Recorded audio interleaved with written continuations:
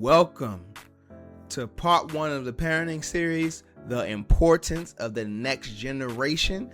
This is video 3. What are you speaking over your children? We just talked about what God says about the next generation, but now we will focus on what you are saying about the next generation. So the children of Israel spoke that their kids would be a prey in this scripture here. They pretty much said that where God has us right now, our kids will only ever be a prey. Doesn't this kind of sound familiar if you think about it? Some people that live in not so good neighborhoods look at where they are in life, look at their status in life, and believe that their children won't do any better. So they speak curses over their children. They say things like, you are going to end up just like your daddy.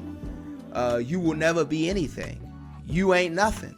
Well, the devil is a liar. It's time to expose all that stuff. So in this scripture here, God speaks the total opposite of what the children of Israel spoke. They were in the wilderness and they start speaking. They begin to accept the wilderness and spoke like they were in the wilderness. In this scripture here, God speaks something totally different than what they spoke. And keep in mind that when God speaks, it comes to pass.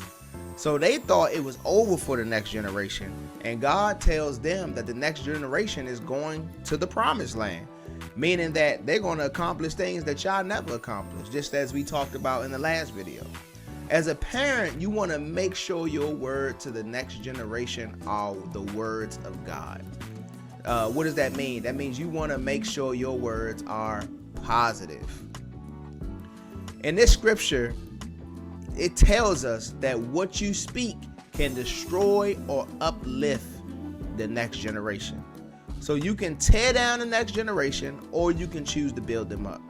So why, when someone asks about your child, the first thing you say is that they are bad? He bad, she bad. Why not say words like, oh, he just adventurous, or oh, she has a lot of energy?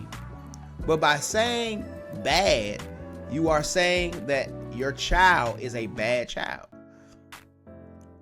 Or let's say they do something bad in school. Instead of saying you are so bad, in which you are telling them that they are a bad person and cursing their future, instead say something like what you did was bad. You see the difference? So instead of saying you are lazy, why not say what you did was lazy? So you got to understand that your words and what you speak over the next generation are important. So think before you speak.